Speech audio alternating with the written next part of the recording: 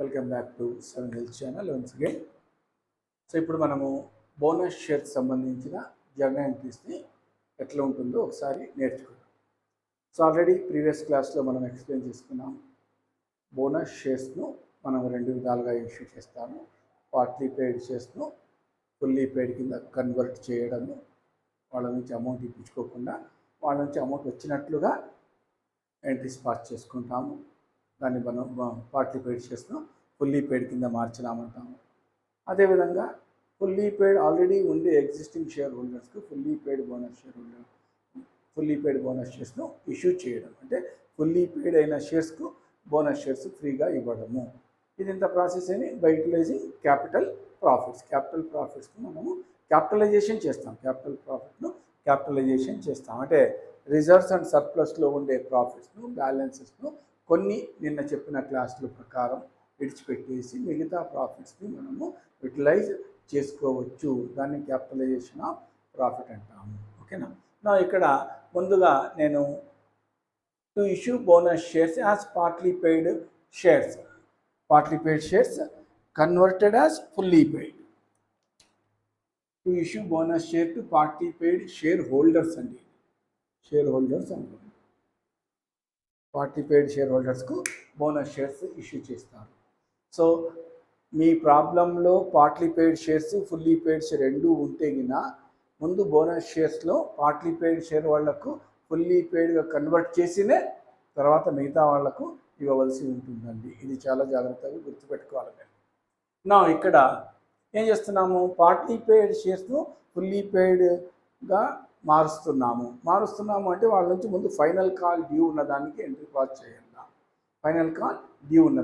So already మనం issue of share క్యాపిటల్లో final call due ఉన్నదానికి ఎంట్రీస్ రాసేది నేర్చుకున్నాము.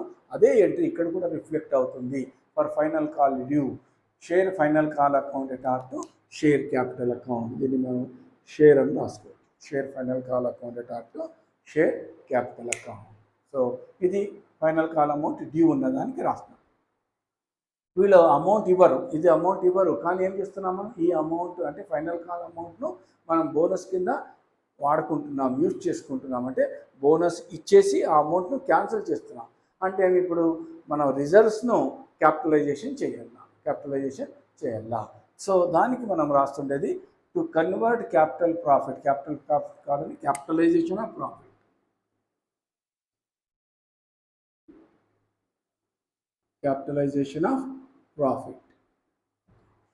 So as bonus to shareholders. So bonus to shareholders మనము క్యాపిటలైజ్ చేస్తున్నాం. ఈ క్యాపిటలైజ్ చేయడానికి ఏం వాడుకుంటున్నాం, general reserve, profit and loss account, reserves, dividend equalisation reserve చాలా ఉన్నాయండి.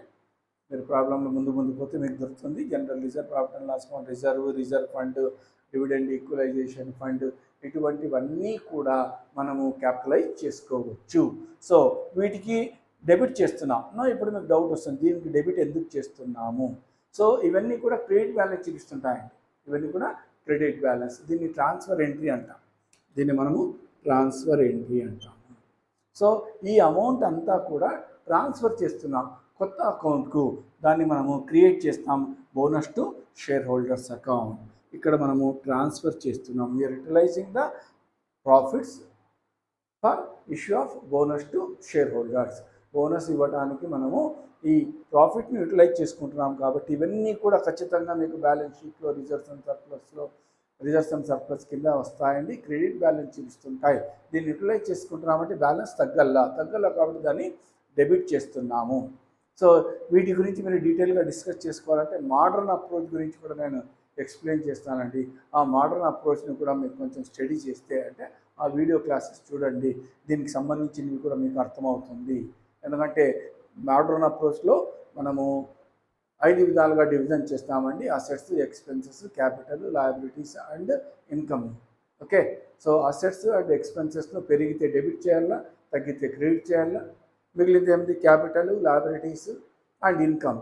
ఇవన్నీ కూడా పెరిగితే క్రెడిట్ చేయాలా, తగ్గితే డెబిట్ చేయాలా. అది మోడర్న్ అప్రోచ్ అకౌంటింగ్ అండి. ఆ క్లాస్ కూడా ఆల్రెడీ నేను మీకు అప్లోడ్ చేస్తాను. మీరు ఒకసారి చూడకుండా ఉంటే దాన్ని చూడండి, నేర్చుకోండి. చాలా నేర్చుకోవాలండి, చాలా చాలా చాలా నేర్చుకోవాలి. కాబట్టి అది నేర్చుకోండి, అప్పుడు మీకు ఇది ఈజీగా అర్థమవుతుందండి. ఓకేనా? ప్రస్తుతానికి మీకు అర్థం కావాల్సింది ఇది క్రెడిట్ బ్యాలెన్స్ చూపిస్తూ ఉంది కాబట్టి దీన్ని నేను డెబిట్ చేస్తున్నాను, ఎందుకంటే తగ్గింది. చెప్పాను కదా, ఇన్కమ్స్ తగ్గితే ఏం చేయాలా? డెబిట్ చేయాలా. ఇన్కమ్ పెరిగితే క్రెడిట్ చేయాలా. ఇది మోడర్న్ అప్రోచ్లో ఉందండి. సో ఇది తగ్గుతూ ఉంది కాబట్టి దీన్ని మనం బోనస్ రూపంలో డిక్లేర్ చేస్తున్నాము కాబట్టి వాడుకుంటున్నాము. సో దీన్ని క్రెడిట్ చేస్తున్నాము. నా ఇప్పుడు ఏమైంది? ఈ ఫైనల్ కాల్ అమౌంట్ మనకు రాదు, కానీ వాళ్ళకి ఏ రూపంలో అడ్జస్ట్ చేస్తాం? బోనస్ డిక్లేర్ చేసి. సో ఈ క్రెడిట్ బ్యాలెన్స్ని మళ్ళీ క్యాన్సిల్ చేస్తున్నాను. Bonus to share holders account return to share final call account. Bonus to share holders, ఈ క్రెడిట్ బ్యాలెన్స్ క్లోజ్ అవుతుంది, ఈ డెబిట్ బ్యాలెన్స్ క్లోజ్ అవుతుంది. అన్నింటికన్నా నీకు మిగిలింది ఏమి అంటే bonus to share holders account to share capital మిగిలిపోతుందండి. ఓకేనా? ఇది పోయి ఏం మిగులుతుంది మీకు? ఈ డెబిట్, ఈ క్రెడిట్ మిగులుతుందండి, షేర్ క్యాపిటల్. మీరు బాగా గమనిస్తే ఫైనల్ అకౌంట్ డెబిట్ ఉంది, ఇక్కడ క్రెడిట్ చేస్తున్నాం. Bonus to share holders debit ఉంది, ఇక్కడ క్రెడిట్ ఉంది. మిగిలింది ఏమండి మీకు? General reserve, profit and loss account, reserve, ఇంకా ఏమైనా ఉంటే ఆ రిజర్వ్స్ అన్నీ కూడా యూటిలైజ్ చేస్తున్నాం. ఎందుకు? Capitalization of profit. ఏం క్యాపిటల్? Share capital. సో సింపుల్గా 3 ఎంట్రీలు రాస్తాము. 3 ఎంట్రీల బదులుగా సింపుల్గా ఈ ఎంట్రీ రాస్తే కూడా నడుస్తుంది. కానీ ఈ రిజర్వ్ ఎందుకు వాడుకున్నామనేది తెలియాలి కాబట్టి ఈ ఎంట్రీస్ రాయాలి. ఏం తెలియాలా? ఫస్ట్ ఫైనల్ కాల్ డ్యూ ఉండింది అనే దానికి రాయాలా. సో ఈ అమౌంట్ను మనం క్యాష్ రూపంలో ఇప్పించుకోకుండా బోనస్ డిక్లేర్ చేస్తున్నాం. ఏ విధి ఉపయోగించుకొని? ఫ్రీ రిజర్వ్స్ ఉపయోగించుకొని. కాబట్టి ఇవి యూజ్ చేస్తున్నామని దీనికి డెబిట్ చేస్తాము. Bonus to share holders create చేస్తాము. ఈ bonus to share holders credit బ్యాలెన్స్ని క్లోజ్ చేస్తాము. ఇక్కడ ఆల్రెడీ నీవు డెబిట్ చేసింది క్రెడిట్ చేసుకుంటాం. ఇంతటితో మనకు పార్ట్లీ పెయిడ్ షేర్స్ను ఫుల్లీ పెయిడ్ షేర్స్ కింద కన్వర్ట్ చేసుకోవడానికి ఉపయోగపడే ఎంట్రీస్ ఇవి అండి. నౌ ఫుల్లీ పెయిడ్ బోనస్ షేర్స్ను మనం డిక్లేర్ చేస్తే ఎంట్రీస్ ఏముంటాయి? వెరీ సింపుల్ అండి. ఆల్రెడీ చెప్పినాను నేను, ఫుల్లీ పెయిడ్ బోనస్ షేర్స్లో ఇష్యూ చేసేటప్పుడు 2 రిజర్వ్స్లు ఇంపార్టెంట్ ఇవ్వండి. ఒకటి క్యాపిటల్ రిడమ్షన్ రిజర్వ్, రెండవది సెక్యూరిటీస్ ప్రీమియము. ప్రాబ్లంలో అవి లేకుండా ఉంటే ఈ రిజర్వ్స్ ఏదైనా వాడుకోవచ్చండి. ప్రాబ్లంలో ఒకవేళ మీకు capital redemption reserve and securities premium ఉంటే కింద ముందు దానికే ప్రాధాన్యత ఇవ్వండి. So capital redemption reserve, securities premium మళ్ళీ గుర్తు చేసుకోండి. ఒకవేళ క్యాపిటల్ రిడమ్షన్ రిజర్వ్ లేదు, సెక్యూరిటీస్ ప్రీమియం లేదు, bonus to shares fully paid share హోల్డర్స్కి ఇస్తున్నాము, మరి ఎట్లా? ఇవి వాడుకోవచ్చండి, ఇవి వాడుకోవచ్చు. ఓకేనా? బట్ ఈ 2 ఇక్కడ వాడుకోవటానికి వీలు లేదు. ఈ 2 ఇక్కడ వాడుకోవటానికి ఏదేది? Capital redemption reserve and securities premium. ఓకేనా? సో ఇక్కడ ఇప్పుడు మనకు మిగతావన్నీ కామన్ అండి. ముందు వీటికి ప్రాధాన్యత ఇవ్వండి, తర్వాత general reserve, profit and loss account, reserve account, dividend equalisation reserve and debit చేసి బోనస్ టు షేర్ హోల్డర్స్. మళ్ళీ ఎన్నిసార్లు దీన్ని డెబిట్ ఎందుకు చేస్తున్నామంటే సేమ్ లాజిక్ అండి, క్రెడిట్ బ్యాలెన్స్ చూపిస్తుంది. ఇవి కూడా మనకు క్రెడిట్ బ్యాలెన్స్. లయబిలిటీ సైడ్ ఉండేవన్నీ క్రెడిట్ బ్యాలెన్స్ అండి, అసెట్ సైడ్ ఉండేవన్నీ డెబిట్ బ్యాలెన్స్. మాకు ఎట్లా తెలియాలి సార్ ఇది క్రెడిట్ బ్యాలెన్సా డెబిట్ బ్యాలెన్సా అంటే, మీకు మినిమం ఫైనల్ అకౌంట్స్ తయారు చేస్తున్నారు కాబట్టి మీకు అలవాటు అయి ఉంటుంది. ఈ రిజర్వ్స్ అన్నీ కూడా మీరు ఖచ్చితంగా లయబిలిటీ సైడ్ చూపించుంటారు. సో లయబిలిటీ సైడ్ చూపిస్తున్నారు కాబట్టి ఇవి ఖచ్చితంగా క్రెడిట్ బ్యాలెన్స్ చూపిస్తూ ఉంది. దీన్ని యూటిలైజ్ చేసుకుంటున్నాం కాబట్టి డెబిట్ చేస్తున్నాము. దేనికోసం యూటిలైజ్ చేసుకుంటాం? బోనస్ డిక్లేర్ చేస్తున్నాము. ఎవరికి? షేర్ హోల్డర్స్కు. కాబట్టి bonus to share holders account.